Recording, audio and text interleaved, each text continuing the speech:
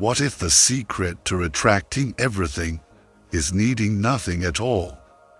Could it be that stillness, not striving, is the true source of power? And what happens when you stop chasing and start letting life come to you? Let's step into a story that doesn't just tell, but transforms. A mind that seeks nothing remains undefeated. This ancient wisdom echoes from the quiet mountaintops where monks once sat for years. Bowls empty, tongues silent. They didn't beg, they didn't demand, and yet, somehow, everything arrived. Why? Because only an open hand can receive what's meant to be given. Just like that, when we release attachment, the world begins to flow toward us, not by effort, but by presence. The moment we detach from craving, we become a magnet, not because we reach out, but because we radiate. Desire builds distance. The more we chase something, the more it slips through our fingers. The harder we clutch, the faster it disappears. But there is a different path, one that doesn't hunger, doesn't demand, the one who walks without needing, attracts without asking, a quiet force, not by force. A simple Buddhist whisper captures this truth. The one who needs nothing possesses everything. This isn't a puzzle to solve. It's a principle to embody. Needing nothing isn't about being cold or careless. It's about being full, so full that you're no longer addicted to seeking. It's about wholeness that doesn't hinge on having. It's not passive, it's powerful, and the story you're about to hear will unwrap this truth layer by layer. Breath by breath, the seeker and the illusion of more. There once was a young soul, always wanting, always reaching. Every morning began with an ache. Every night ended in quiet emptiness. Beneath the gentle colors of twilight, a whisper echoed from within. Something's missing, so it chased beauty through shiny objects. It chased power through arguments won. It chased love through borrowed attention, but nothing lasted, nothing filled the void. The more it collected, the more hollow it felt. Elders watched. They didn't intervene, they knew. Then one day, breathless from the latest pursuit, the seeker collapsed onto a stone, heart pounding not from exhaustion, but from a deeper emptiness. And then, in that quiet, a voice rose, not from outside, but from within. What you seek cannot be taken. What you chase will vanish. Stop chasing, and what flees will return. The seeker frowned. How could this be, to stop wanting and still receive? It made no sense, but it also stirred something. That whisper would not leave. The path of stillness begins. So the seeker did something radical, not as an escape, but as an experiment. It stopped asking, stopped grabbing. It entered silence, not with bitterness, but with curiosity. It breathed, it watched, it stopped reaching and started seeing. And then, without asking, a bird landed nearby. A stranger offered wisdom without prompting. Food appeared without effort. Peace slipped in gently, like wind through an open window. It asked again, "Why now?" And the voice replied, "When nothing is needed, space appears, and into that space, life flows." The fire of emptiness. So the seeker decided to go deeper. Beneath the tree, it made a vow. No requests, no demands, not for food, Not for shelter, not even for comfort. It would simply be, day 1, hunger screamed. Day 2, doubt crept in like fog. Day 3, clarity rose, clear and bright.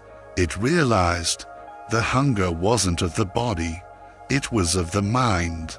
The doubt, that wasn't truth, it was ego. And in that fire of emptiness, something unexpected bloomed, fullness, not because it had gained anything, but because it had finally let go. A monk passed by, silent, and placed fruit beside the seeker. The seeker smiled, not out of relief, but because it no longer needed it. The monk said just one thing: when the bowl is empty, the universe pours in, becoming the mirror. Word spread. People came, curious, searching. They wanted answers, techniques, secrets. But what they found was a being sitting by a stream, still and quiet. "What do you do?" one asked. "I do nothing," came the reply. "How do you attract peace?" "I want nothing from it." And here's where something remarkable happened. In the presence of this silent one, people's minds grew still, their burdens felt lighter, their hearts softened. It wasn't about what this being said, it was about who they had become. They became a mirror, a reflection that helped others see their true selves. Not through advice, not through sermons, but by example, the wind that cannot be held. Seasons passed. This being, the one who needed nothing, walked through life with ease. When it rained, they danced. When the sun rose, they bowed. When cold came, they welcomed the lesson. No mask, no agenda. And yet, people gave. Opportunities arrived. Beauty flowed in. Why? Because they emitted a frequency few could resist. Like the wind, they could not be held. Yet all things responded to their presence. Their very way of being became the teaching. Let go and receive all. Cling and lose all. The last visitor, an old traveler, arrived, carrying pride, status, knowledge. "I have everything," he said. "What do you have?" "I have freedom," replied the peaceful one. The traveler laughed. "Freedom is an illusion." The being responded gently, "Only for those who need it to look a certain way." Frustrated, the traveler asked to be taught. And the teaching came. Remove everything you depend on. Stop proving, stop pleasing, stop reaching, let each thing go, and when nothing remains, you will find everything. The traveler left in silence, changed, not by words, but by realization, the irresistible frequency of emptiness. To need nothing is not to reject life, it is to invite it fully. Without chains, a tree doesn't beg for peace, it simply blooms. The mountain doesn't summon seekers, it just stands. And yet, all are drawn. The one who needs nothing becomes magnetic, not because of what they do, but because of what they radiate. Peace, wholeness, freedom. Where desire ends, clarity begins. Where craving stops, contentment flows. And when the cup is empty, everything becomes possible. The final whisper, to live without need, is not to shut down, but to open wide. It is the path of inner sufficiency. To want nothing is to lack nothing. And from that space of stillness, life pours in, love, wisdom, abundance, opportunity, not because you asked, but because you no longer stood in the way. Empty your heart, watch what enters, need nothing, and receive everything. In the stillness of that state, when the inner bowl is empty, what fills it is not just peace, but power. And in the next part of this journey, we'll explore how movement, intention, and awareness help you hold that space and live from it. Let's continue. Previously, we explored how needing nothing unlocks the rare and quiet power, the kind of presence that draws life in. Not by asking, but simply by being, the quiet discipline of needing nothing. Yes, you may still touch success, experience beauty, love deeply, or be surrounded by abundance, but you do not bow before them. You don't let your peace collapse when they fade. You don't lose your sense of self when they shift or disappear. A mind that needs nothing isn't cold or detached. It's wise. It welcomes joy but doesn't cling. It walks beside pleasure but never shackles itself to it. It opens its heart to others but doesn't beg them to stay. It feels pain but doesn't make a permanent home there. This is the highest discipline, to desire nothing while remaining open to everything. Letting go isn't loss, it's return, returning to stillness, to your center, to the fullness of now, to the untrained mind. Letting go looks like failure, looks like absence, but truly, it brings back everything that matters. Try to catch the wind with a clenched fist, and you'll feel nothing, but open your palm, and the breeze graces you. The same is true for the soul. When it's tense, it cannot hear the voice of truth. It can't feel peace. Only when you release your grip on outcomes does a deeper intelligence awaken, a quiet knowing that doesn't need to push, because it trusts the pull, the paradox of attraction, and then something extraordinary begins to happen. Life comes to you, not because you demanded it, not because you forced it, but because you stopped blocking it. You begin to attract, not with charm or performance, but with stillness, with the soft energy of someone who isn't trying to prove anything. In Zen, there's a saying, when you stop chasing the butterfly, it lands on your shoulder. This isn't romantic fluff, it's energetic law. The more you chase something, the more it flees. Desperation leaks scarcity into the air, and scarcity repels. But when you are grounded, centered, whole, you stop creating waves. Your energy becomes still, and that stillness, it's magnetic.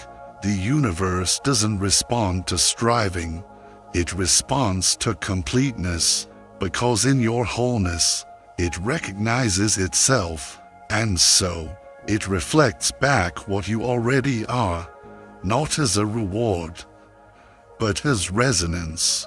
The highest freedom, true freedom, isn't even wanting freedom. As long as you chase it, you're still bound by it.